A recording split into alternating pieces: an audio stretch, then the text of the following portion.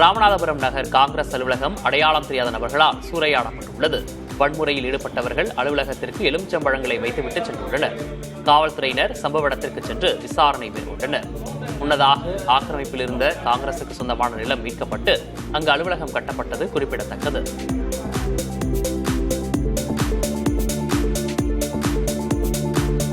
சென்னை மக்களின் குடிநீர் ஆதாரமான செம்பரம்பாக்கம் ஏரிக்கு வரும் நீர்வரத்து கால்வாய்கள் கழிவுநீர் கால்வாயாக மாறி வருகின்றன. இதில் குடியிருப்பு, மருத்துவமனை, தொழிற்சாலைகளிலிருந்து வெளியேறும் கழிவுநீர் கலப்பதால் தண்ணீர் மாசடைந்து மக்களின் சுகாதாரம் கேள்விக்குறியாகியுள்ளதாக குற்றச்சாட்டு எழுந்துள்ளது. பங்காரு கால்வாயில் திருமழிசை, குந்தம்பாக்கம் பகுதியில் உள்ள குடியிருப்புகள் மற்றும் தொழிற்சாலைகளில் இருந்து வெளியேறும் கழிவுநீர் செம்பரம்பாக்கம் ஏரியில் கலக்கிறது. செம்பரம்பாக்கம் ஏரிக்கு வரும் நீர்வரத்து கால்வாய்களை ஆய்வு செய்து கழிவுநீர் கலப்பதை தடுத்து நிறுத்தி சென்னை மக்களின் சுகாதாரத்தை பாதுகாக்க வேண்டும் என சமூக ஆர்வலர்கள் கோரிக்கை விடுத்துள்ளனர்.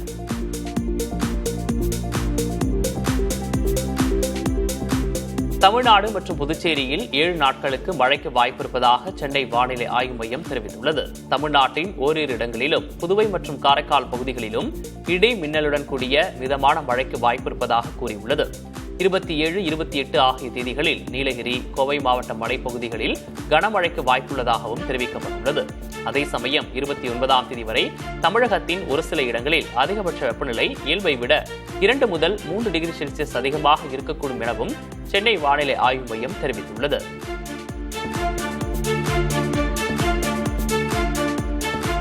மிலாடி நபியையொட்டி செப்டம்பர் 5ஆம் தேதி வெள்ளிக்கிழமை அரசு பொது விடுமுறையாக அறிவித்துள்ளது. இதனால் வெள்ளி, சனி, ஞாயிறு ஆகிய 3 நாள்கள் பள்ளி, கல்லூரிகளுக்கு தொடர் விடுமுறை அமைகிறது. இதனைத் தொடர்ந்து செப்டம்பரில் வார இறுதியில் ஊருக்கு செல்லும் பொதுமக்களின் பயண தேவை அதிகரிக்கும் நிலையில் டிஎன்எஸ்டிசி சார்பில் சிறப்பு பஸ்கள் இயக்கம் குறித்த அறிவிப்பு வெளியாகும் என அதிகாரிகள் தெரிவித்துள்ளனர்.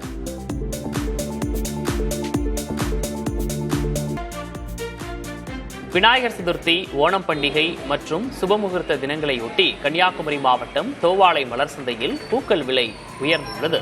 கிலோ 500 ரூபாய்க்கு விற்கப்பட்ட பிச்சிப்பூ 1250 ரூபாய்க்கும், கிலோ 600 ரூபாய்க்கு விற்கப்பட்ட மல்லிகைப்பூ 1500 ரூபாய்க்கும் விற்கப்படுகிறது. இதேபோல் கிரேந்திப்பூ 70 ரூபாயிலிருந்து 100 ரூபாயாகவும், 200 ரூபாய்க்கு விற்கப்பட்ட பட்டன் ரோஸ் 300 ரூபாயாகவும், 5 ரூபாய்க்கு விற்கப்பட்ட தாமரைப்பூ 10 ரூபாய்க்கும் விற்கப்படுகிறது.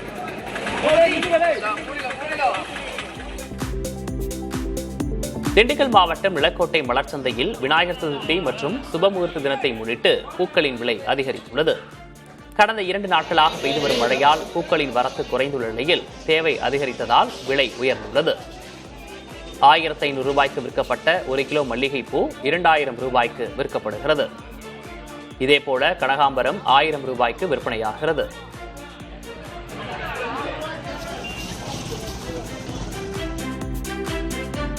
மதுரை மாட்டுத்தாவணி சந்தையில் பூக்களின் விலை அதிகரித்துள்ளது. விநாயகர் சதுர்த்தியை ஒட்டி பூக்கள் வாங்க மக்கள் குவிந்தனர். 1 கிலோ மல்லிகைப்பூ 1500 முதல் 2000 ரூபாய்க்கு விற்பனை செய்யப்பட்டது. 1 கிலோ முல்லைப்பூ 1000 ரூபாய்க்கும், அரளிப்பூ 350 ரூபாய்க்கும் விற்பனை செய்யப்படுகிறது.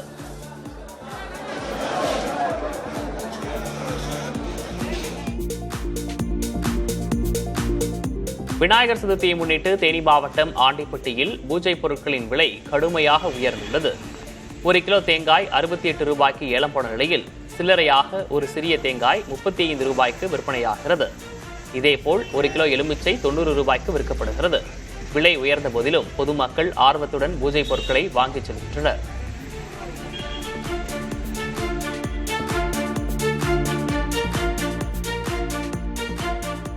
விநாயகர் சதுர்த்தியை முன்னிட்டு கடலூர் உழவர் சந்தையிலும் திருப்பாப்புலியூர் மலர் சந்தையிலும் மக்கள் கூட்டம் அலைமோதியது.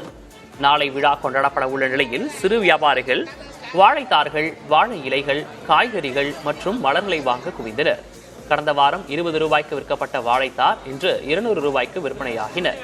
தேவை அதிகரிப்பால் அனைத்து பூக்களின் விலையும் அதிகரித்துள்ளது.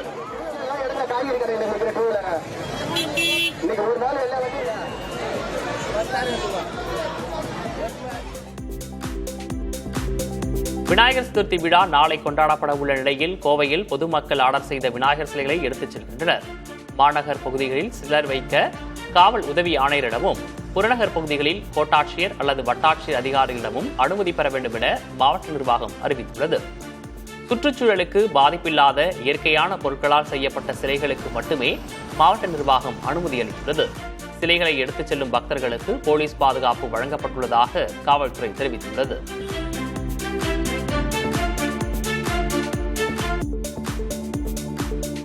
விநாயகர் சதுர்த்தியை முன்னிட்டு நெல்லை கேடிசி நகரில் உள்ள சிலை தயாரிப்பு கூடத்தில் சுற்றுச்சூழலுக்கு தீங்கு விளைவிக்கும் வகையில் உருவாக்கப்பட்ட 200 விநாயகர் சிலைகள் பறிமுதல் செய்யப்பட்டன. களிமண்ணால் செய்யப்பட்ட சிலைகள் மட்டுமே விற்பனைக்கு அனுமதிக்கப்படும் என அதிகாரிகள் தெரிவித்தனர். சுற்றுச்சூழல் பாதுகாப்பு கருதி பிளாஸ்டர் ஆஃப் பாரிஸ் சிலைகளை தவிர்க்குமாறு மாவட்ட நிர்வாகம் ஏற்கனவே அறிவுறுத்தியிருந்தது குறிப்பிடத்தக்கது.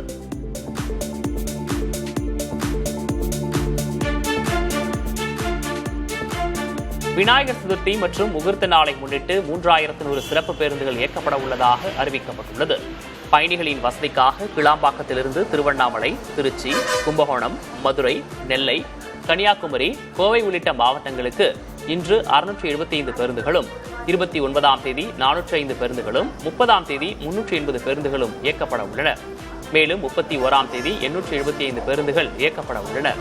இதேபோல கோயம்பேட்டிலிருந்து பல்வேறு ஊர்களுக்கு 200 பேருந்துகளும், மாதவரத்திலிருந்து 24 பேருந்துகளும் இயக்கப்பட உள்ளன.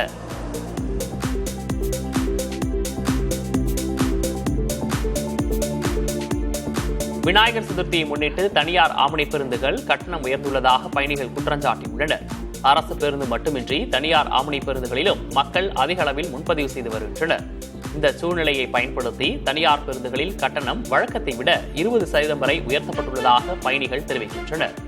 உதாரணமாக சென்னையிலிருந்து மதுரைக்கு 1300 ரூபாய் வரை கட்டணம் வசூலிக்கப்படுவதாக கூறப்படுகிறது.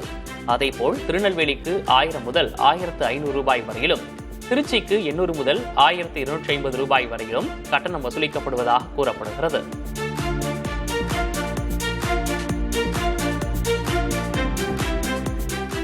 விநாயகர் சதுர்த்தி விடுமுறை தினத்தை ஒட்டி ஞாயிறு கால அட்டவணைப்படி நாளை மின்சார ரயில்கள் இயக்கப்படும் என சென்னை ரயில்வே கோட்டம் அறிவித்துள்ளது.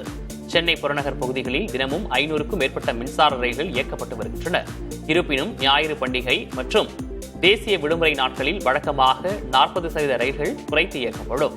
அந்த வகையில் நாளை விநாயகர் சதுர்த்தி தேசிய விடுமுறை என்பதால் ஞாயிறு கால அட்டவணைப்படி மின்சார ரயில்கள் இயக்கப்படும் என சென்னை ரயில்வே கோட்டம் தெரிவித்துள்ளது.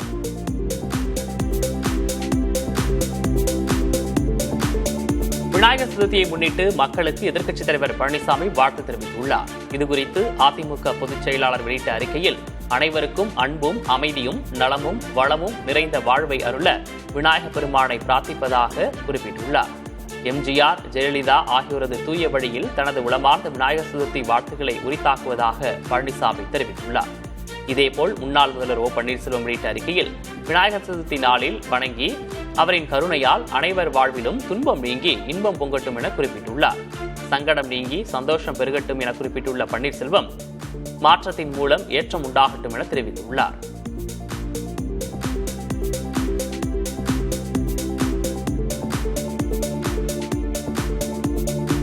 ராமநாதபுரம் மாவட்டத்தில் அமையவுள்ள ராமேஸ்வரம் விமான நிலையத்திற்காக ராமநாதபுரம் மற்றும் கீழக்கரை தாலுகாக்களில் 5 இடங்களை தமிழக அரசு அடையாளம் கண்டுள்ளது. சுற்றுலா பயணிகள் சாலை மார்க்கமாகவும் ரயில் வாயிலாகவும் ராமேஸ்வரத்திற்கு செல்ல வேண்டியுள்ளது. இதனால் பயண நேரம் அதிகமாவதால் ராமேஸ்வரத்தில் விமான நிலையம் அமைக்க தமிழக அரசு முடிவு செய்துள்ளது. அதன்படி ராமநாதபுரம் தாலுகாவில் உள்ள பழங்குளம், தேவிப்பட்டினம், கும்பரம், கீழக்கரை தாலுகாவில் உள்ள களரி, மாணிக்கநேரி ஆகிய இடங்கள் அடையாளம் காணப்பட்டுள்ளன.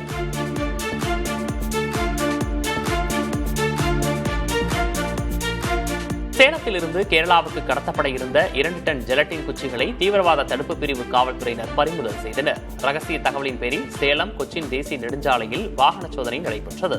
அப்போது ஒரு வாகனத்தில் அதிக வீரியம் கொண்ட 2 டன் ஜெலட்டின் குச்சிகள் உட்பட வெடிமருந்துகள் இருந்ததை கண்டறிந்தனர். உரிய அனுமதி இல்லாததால் வாகனத்துடன் வெடிமருந்துகளை பறிமுதல் செய்த அதிகாரிகள் மதுக்கரை காவல் நிலையத்தில் ஒப்படைத்தனர்.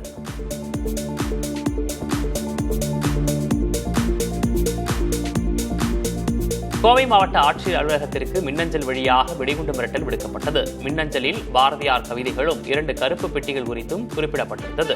தகவல் அறிந்த காவல்துறை உடனடியாக வெடிகுண்டு தடுப்பு பிரிவு போலீசாருடன் இணைந்து மாவட்ட ஆட்சியர் அலுவலகம் முழுவதும் தீவிர சோதனையில் ஈடுபட்டது. இச்சம்பவத்தால் பொதுமக்கள் மற்றும் ஊழியர்கள் மத்தியில் பதற்றம் நிலவியது.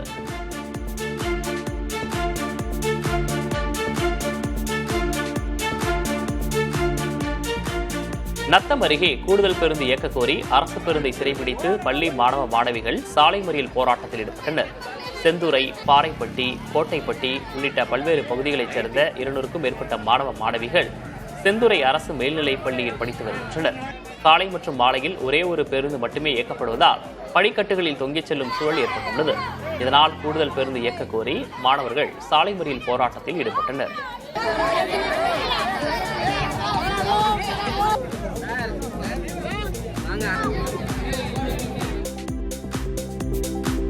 நாமக்கல் மாவட்டம் ராசிபுரத்தில் நடைபயிற்சி மேற்கொண்ட ஓய்வு பெற்ற காவல்துறை அதிகாரி ஒருவரை தெருநாய் கடித்தது. உடனடியாக அவர் ராசிபுரம் அரசு மருத்துவமனையில் சிகிச்சைக்காக அனுமதிக்கப்பட்டார். அன்பில்ராஜ் என்ற ஓய்வு பெற்ற காவல் உதவி ஆய்வாளர் வழக்கம் போல் ராசிபுரம் பழைய பெருநிலையம் அருகே நடைபயிற்சி மேற்கொண்ட போது இந்த சம்பவம் நடந்தது. கடந்த சில மாதங்களாக ராசிபுரம் பகுதியில் தெருநாய்களின் தொல்லை அதிகரித்து வருவதால் அவற்றை கட்டுப்படுத்த நகராட்சி நிர்வாகம் உரிய நடவடிக்கை எடுக்க வேண்டும் என அப்பகுதி மக்கள் கோரிக்கை விடுத்துள்ளனர்.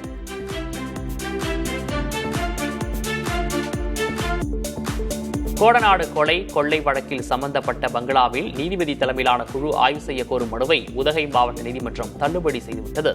நீதிபதி முரளிதரன் முன்னிலையில் நடைபெறும் இந்த வழக்கில் பங்களாவை ஆய்வு செய்ய வேண்டும் என வலியுறுத்தி குற்றம் சாட்டப்பட்டவர்கள் தரப்பில் மனு தாக்கல் செய்யப்பட்டிருந்தது. இதை இன்று விசாரித்த நீதிபதி மனுவை தள்ளுபடி செய்ததோடு வழக்கு விசாரணையை வரும் 19ஆம் தேதிக்கு ஒத்திவைத்தார். மேலும் விசாரணைக்காக கேரளாவைச் சேர்ந்த வாளையார் மனோஜ் ஆஜராகியிருந்தார்.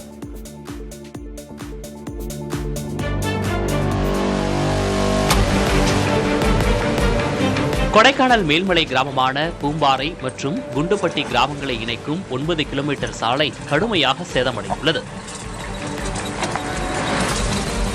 ஆயிரக்கணக்கான ஏக்கர் விவசாய நிலங்களிலிருந்து பூண்டு, கேரட், உருளை உள்ளிட்ட 50க்கும் மேற்பட்ட மலை காய்கறிகளை சந்தைக்கு எடுத்துச் செல்ல முடியாமல் விவசாயிகள் பெரிதும் அவதிப்படுகின்றனர். சேதமடைந்த சாலை வழியாக சரக்கு வாகனங்களை இயக்குவது கடினமாக இருப்பதால் சரியான நேரத்தில் காய்கறிகளை சந்தைக்கு கொண்டு செல்ல முடிவதில்லை என வியாபாரிகள் தெரிவிக்கின்றனர். இந்நிலையில் சாலை சீரமைப்பு குறித்து வட்டார வளர்ச்சி அலுவலர் பிரபாராஜா மாணிக்கம் நடவடிக்கை எடுப்பதாக தெரிவித்துள்ளார்.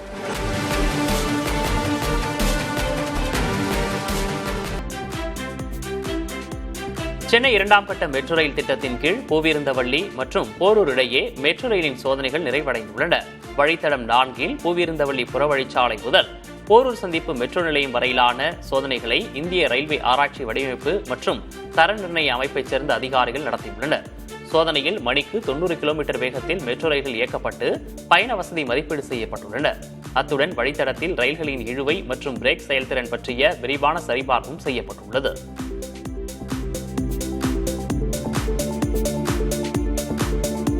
சென்னை திருவான்மியூர் முதல் உத்தண்டி வரை 14.2 கிலோமீட்டர் நீளத்திற்கு சாலையின் மையப்பகுதியில் 4 வழி உயர்மட்ட சாலை அமைக்க நெடுஞ்சாலைத்துறை டெண்டர் கோரியுள்ளது. சென்னையின் முக்கிய சாலையாக ஈசிஆர் சாலையில் பெருகி வரும் போக்குவரத்து நெரிசலை கையாளும் விதமாக புதிய உயர்மட்ட சாலை அமைக்கப்படும் என்று பட்ஜெட்டில் அறிவிக்கப்பட்டது. சுமார் 2100 கோடி ரூபாய் மதிப்பில் தமிழ்நாடு மாநில நெடுஞ்சாலைகள் ஆணையத்தின் மூலம் பணிகளை மேற்கொள்ள தமிழ்நாடு அரசு டெண்டர் கோரியுள்ளது.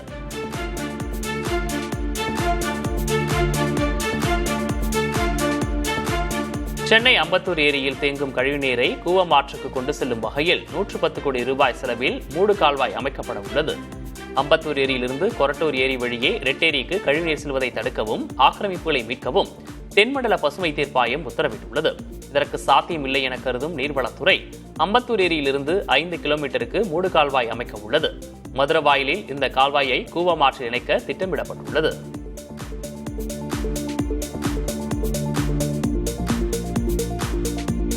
சென்னை வேப்பேரி கால்நடை மருத்துவக் கல்லூரி முதல்வர் சவுந்தரராஜன் 5 கோடி ரூபாய் முறைகேடு புகாரின் எதிரொலியாக பணியிடை நீக்கம் செய்யப்பட்டுள்ளார். முதல்வர் பொறுப்பில் சதீஷ் என்பவர் நியமிக்கப்பட்டுள்ளார். மேலும் முறைகேடுகள் குறித்து விசாரிக்க 3 பேர் கொண்ட குழு அமைக்கப்பட்டுள்ளது. 15 நாள்களில் அறிக்கை அளிக்க அந்த குழுவுக்கு பல்கலைக்கழகம் உத்தரவிட்டுள்ளது.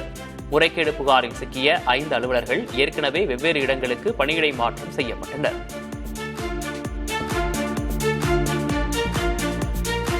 ஈரோடு வஉசி பூங்காவில் இந்திய ராணுவத்தின் அக்னிவீர் பணிக்கு ஆட்சேர்ப்பு முகாம் தொடங்கியுள்ளது. மாவட்ட ஆட்சியர் கந்தசாமி இதனை தொடங்கி வைத்தார்.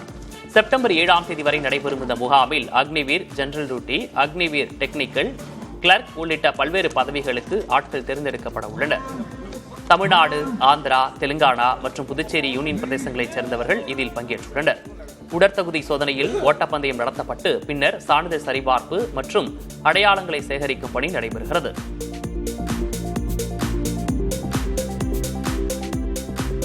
வேலூர் அருகே வீட்டுமனை பட்டா கேட்டு இருளரின மக்கள் கவன ஈர்ப்பு போராட்டத்தில் ஈடுபட்டனர். அரியூர் 58வது வார்டு பகுதியில் 40 ஆண்டு காலமாக இருளரின மக்கள் வசித்து வருகின்றனர்.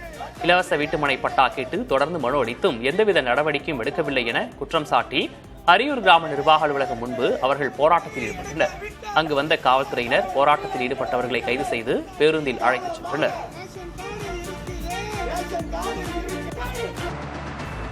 இந்திய பொருட்களுக்கு ஆகஸ்ட் 27ஆம் தேதி முதல் கூடுதலாக 25 விழுக்காடு வரி விதிக்கப்படும் என அமெரிக்கா அதிகாரப்பூர்வமாக அறிவித்துள்ளது. ரஷ்யாவிலிருந்து கச்சா எண்ணெய் இறக்குமதி செய்யக்கூடாது என அமெரிக்கா நெருக்கடி தந்து வரும் நிலையில் அதை ஏற்க இந்தியா மறுத்து வருகிறது. இதனைத் தொடர்ந்து 25% கூடுதல் வரி இந்திய பொருட்களுக்கு விதிக்கப்படும் என அமெரிக்க அதிபர் ட்ரம்ப் தெரிவித்திருந்தார். இந்நிலையில் அந்த அறிவிப்பு ஆகஸ்ட் 27 முதல் அமலுக்கு வருவதாக அமெரிக்க அரசு அதிகாரப்பூர்வமாக இந்திய அரசுக்கு நோட்டீஸ் அனுப்பியுள்ளது. ஆனால் இதுபோன்ற வரி நெருக்கடிகளுக்கு அடிபணியாமல் அதை எதிர்கொள்வதற்கான வலிமையை இந்தியா அதிகரித்துக் கொண்டும் என பிரதமர் மோடி கூறியுள்ளார். பல நாடுகள் பொருளாதார சுயநலத்துடன் செயல்படுவதாகவும் அதிலிருந்து இந்திய மக்களை தங்கள் அரசு காப்பாற்றும் என்றும் பிரதமர் கூறினார். அமெரிக்கா ஏற்கனவே 25% வரி விதித்துள்ள நிலையில் தற்போது கூடுதலாக 25% வரி விதிக்கப்பட்டுள்ளது. இதனால் அமெரிக்காவுக்கு செல்லும் இந்திய பொருட்களுக்கு 50% வரி விதிக்கப்படும் நிலை உருவாகியுள்ளது. சென்னையில் ஆபரண தங்கம் ஒரே நாளில் சவரனுக்கு 400 ரூபாய் உயர்ந்துள்ளது. இன்று காலை நிலவரப்படி 22 கேரட் ஆபரண தங்கம் கிராமிற்கு 50 ரூபாய் விலை உயர்ந்து 9355 ரூபாய்க்கும், ஒரு சவரன் 400 ரூபாய் விலை அதிகரித்து 74,840 ரூபாய்க்கும் விற்பனை செய்யப்படுகிறது.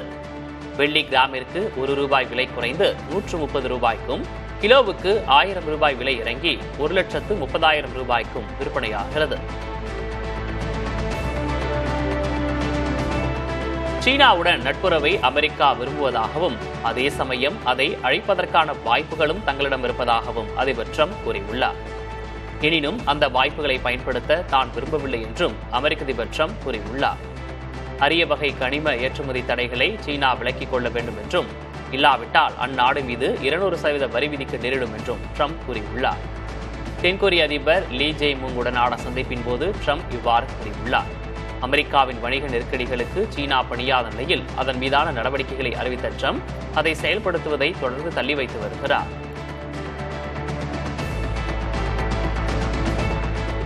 தான் RSS பாடல் பாடியதால் யார் மனதேனும் பாதிக்கப்பட்டிருந்தால் மன்னிப்பு கேட்பதாக கர்நாடகா துணை முதலமைச்சர் DK சிவகுமார் தெரிவித்துள்ளார். தான் ஒரு உண்மையான காங்கிரஸ்காரன் என்றும் வாழ்க்கையின் இறுதி மூச்சு வரை அவ்வாறே இருப்பேன் என்றும் அவர் உறுதிபட கூறியுள்ளார். சட்டப்பேரவையில் அண்மையில் DK சிவகுமார் RSS பாடல் ஒன்றை பாடியது பெரும் சர்ச்சையை ஏற்படுத்தியது. அவர் கட்சி மாறுவாரா என்றும் கேள்விகள் எழுந்தது. இந்நிலையில் அவர் விளக்கம் அளித்துள்ளார்.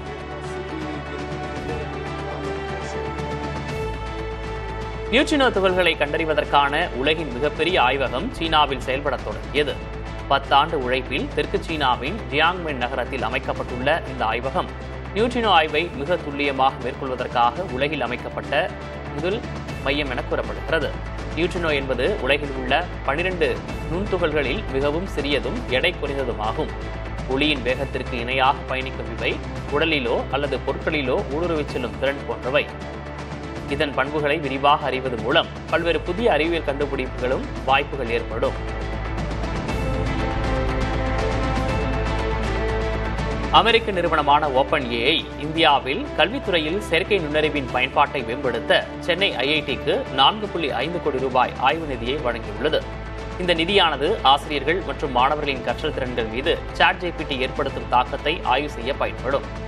இந்த முன்முயற்சியின் ஒரு பகுதியாக அரசு பள்ளி ஆசிரியர்கள் மற்றும் மாணவர்களுக்கு 5 லட்சம் ChatGPT இலவச சந்தா உரிமங்களையும் வழங்குகிறது. இந்த திட்டம் ஆசிரியர்கள் தங்கள் பாடத்திட்டங்களை மேம்படுத்தவும் மாணவர்கள் எளிதாக கற்றுக்கொள்ளவும் உதவும் என அந்நிறுவனம் தெரிவித்துள்ளது. மாருதி நிறுவனத்தின் முதல் மின்சார காரான இ-விட்ராவை பிரதமர் மோடி அறிமுகப்படுத்தினார். குஜராத்தின் ஹன்சல்பூரில் உள்ள மாருதி தொழிற்சாலையில் நடைபெற்ற விழாவில் பிரதமர் மோடி கலந்து கொண்டு புதிய காரை அறிமுகப்படுத்தினார். இந்தியாவில் தயாரிக்கப்பட்ட இந்த கார் ஜப்பான் உள்ளிட்ட 100 நாடுகளுக்கு ஏற்றுமதியாகிறது. மேலும் மின்சார வாகனங்களுக்கான லித்தியம் அயன் பேட்டரி உற்பத்தி ஆலையையும் பிரதமர் திறந்து வைத்தார். இந்நிகழ்ச்சியில் பேசிய பிரதமர் மோடி, இந்தியாவின் சுயசார்பு இலக்குக்கும் பசுமை போக்குவரத்துக்குமான முனைப்புக்கும் முக்கியமான நாள் என தெரிவித்தார். சென்னை திருவான்மியூர் முதல் உத்தண்டி வரை 14.2 கிலோமீட்டர் நீளத்திற்கு சாலையின் மையப்பகுதியில் 4 வழி உயர்மட்ட சாலை அமைக்க நெடுஞ்சாலைத்துறை டெண்டர் கோரியுள்ளது. சென்னையின் முக்கிய சாலையாக ஈசிஆர் சாலை பெருகி வரும் போக்குவரத்து நெரிசலை கையாளும் விதமாக புதிய உயர்மட்ட சாலை அமைக்கப்படும் என்று பட்ஜெட்டில் அறிவிக்கப்பட்டது. சுமார் 2100 கோடி ரூபாய் மதிப்பில் தமிழ்நாடு மாநில நெடுஞ்சாலைகள் ஆணையத்தின் மூலம் பணிகளை மேற்கொள்ள தமிழ்நாடு அரசு டெண்டர் கோரியுள்ளது. கேரள மாநிலத்தின் முக்கிய பண்டிகையான ஓணம் கொண்டாட்டம் இன்று தொடங்கியுள்ளது. கன்னியாகுமரி மாவட்டம் தக்கலை அருகே உள்ள பத்மநாபபுரம் அரண்மனையில் ஓணம் பண்டிகையை வரவேற்கும் விதமாக அரண்மனை ஊழியர்கள் பாரம்பரிய உடை அணிந்து அத்தப்பூ கோலமிட்டு ஊஞ்சலாடி மகிழ்ந்தனர். அரண்மனைக்கு வந்த சுற்றுலா பயணிகள் ஊஞ்சலாடியும் அத்தப்பூ கோலத்துடன் புகைப்படம் எடுத்தும் உற்சாகமாக ஓணம் கொண்டாட்டத்தில் ஈடுபட்டனர். 10 நாட்கள் நடைபெறும் இந்த விழாவில் வருகின்ற செப்டம்பர் 5ஆம் தேதி திருவோணம் கொண்டாடப்பட உள்ளது.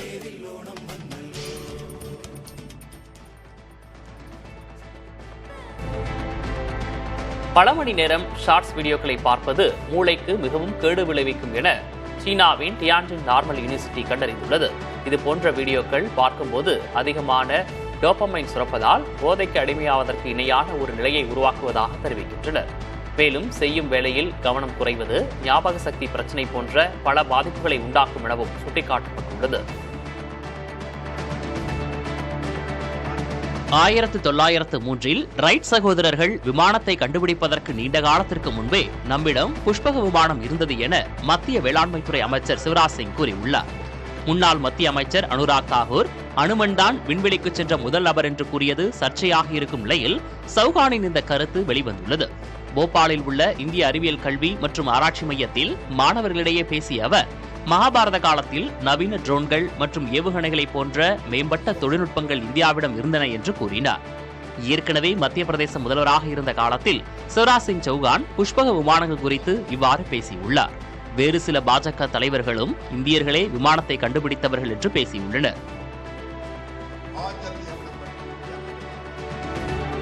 இந்திய கடற்படையின் பலத்தை அதிகரிக்கும் விதமாக உள்நாட்டிலேயே தயாரிக்கப்பட்ட 2 அதிநவீன போர்க்கப்பல்கள் இன்று கடற்படையில் இணைகின்றன. விசாகப்பட்டினத்தில் நடைபெறும் விழாவில் INS உதயகிரி மற்றும் INS ஹிம்கிரி ஆகிய போர்க்கப்பல்கள் கடற்படைக்கு முறையாக அர்ப்பணிக்கப்பட உள்ளன. ப்ராஜெக்ட் 17A திட்டத்தின் கீழ் உருவாக்கப்பட்ட இந்த கப்பல்கள் எதிரி நாட்டு ரேடாரின் கண்களில் படாத வகையில் சிறப்பு தொழில்நுட்பத்துடன் வடிவமைக்கப்பட்டுள்ளது. இது தற்சார்பு இந்தியா திட்டத்தின் முக்கிய மைல்கல்லாக பார்க்கப்படுகிறது.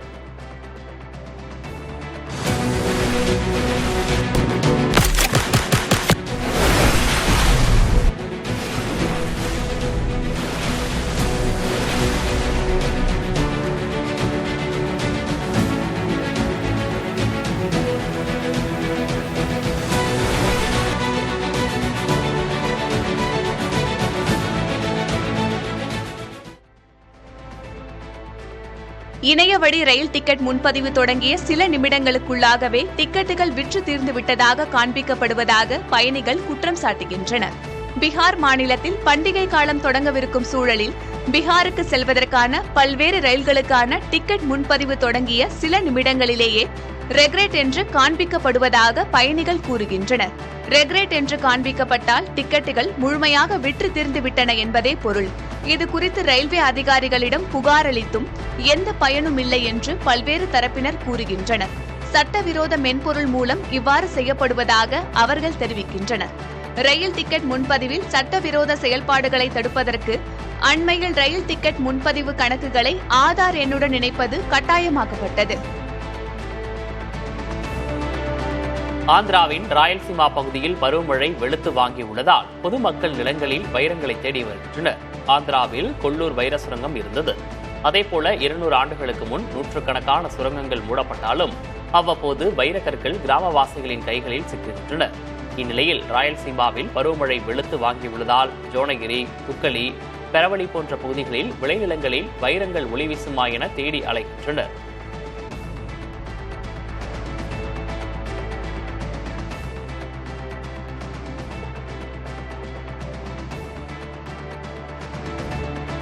உடல்நலம் குன்றி நலம் பெற்றுள்ள மலையாள சூப்பர் ஸ்டார் மம்முட்டி அடுத்த மாதம் மீண்டும் பணிக்கு திரும்புவார் என்று சக சூப்பர் ஸ்டாரான மோகன்லால் தெரிவித்துள்ளார். செய்தி நிறுவனம் ஒன்று எழுப்பிய கேள்விக்கு இந்த தகவலை பதிலாக அளித்துள்ளார் மோகன்லால். அண்மையில் உடல்நலம் குன்றிய மம்முட்டி அனைவரின் வேண்டுதல் மற்றும் அன்பினால் நலம் பெற்று திரும்பியதாக தெரிவித்திருந்தார். தற்போது இருவரும் இணைந்து பணியாற்றும் படத்தின் டப்பிங் பணிகளில் மம்முட்டி அடுத்த மாதம் இணைவார் என்றும் லாலட்டென் குறிப்பிட்டார். நகர்ப்புற பள்ளிகளுக்கும் விரிவாக்கம் செய்யப்பட்ட காலை உணவு திட்டத்தை முதல்வர் மு.க. ஸ்டாலின் தொடங்கி வைத்தார். சென்னை மயிலாப்பூரில் உள்ள புனித சுசையப்பர் பள்ளியில் நடைபெற்ற தொடக்க விழாவில் பஞ்சாப் மாநில முதல்வர் பகவந்த் மான் சிறப்பு விருந்தினராக கலந்து கொண்டார். திட்டத்தை தொடங்கி வைத்து பள்ளி மாணவ மாணவிகளுடன் சேர்ந்து முதல்வர் ஸ்டாலின், பஞ்சாப் முதல்வர் மற்றும் துணை முதல்வர் உதயநிதி ஆகியோர் உணவு அருந்தினர். அப்போது முதல்வர் ஸ்டாலின் அருகில் இருந்த மாணவருக்கு உணவு ஊட்டிவிட்டு மகிழ்ந்தார்.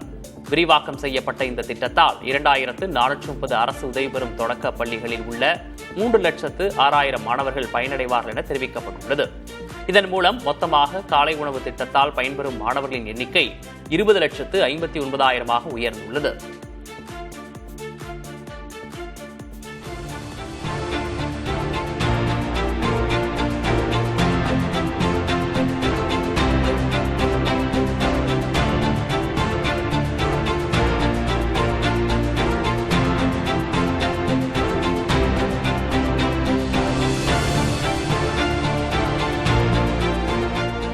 காலை உணவு திட்டத்தின் கீழ் மாணவர்களுக்கு பிடித்தமான உணவு என்ன என்பதை கேட்டு வழங்க உத்தரவு பிறப்பிக்கப்பட்டுள்ளதாக அமைச்சர் KKSSR ராமச்சந்திரன் தெரிவித்துள்ளார்.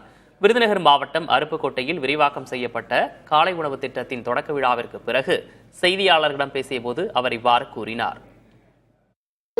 ஒரு வாரத்தில் சாப்பாடு போடுறோம். எந்தெந்த சாப்பாடு அந்த குழந்தைகளுக்கு பிடிக்கிறது பிடிக்கவில்லை என்பதெல்லாம் கேட்டு அவர்களது விருப்பத்துக்கு ஏற்றாற் போல அந்த உணவுகளை மாற்றி வாங்க சொல்லியும் உத்தரவு இருக்கிறது. அந்த அடிப்படையில சரியான அந்த குழந்தைகளுக்கு உணவை உணவாக கொடுக்கிறோம் ஒழிய அதை மருந்தாக இல்லாமல் நாங்கள் கொடுப்பதைத்தான் நீங்கள் சாப்பிட வேண்டும் என்று இல்லாமல் அவர்கள் எதை விரும்பி கேட்கிறார்களோ அதை தருகிற ஒரு அரசாங்கமாக நம்முடைய முதலமைச்சர் இருக்கிறார் என்பதை மட்டும்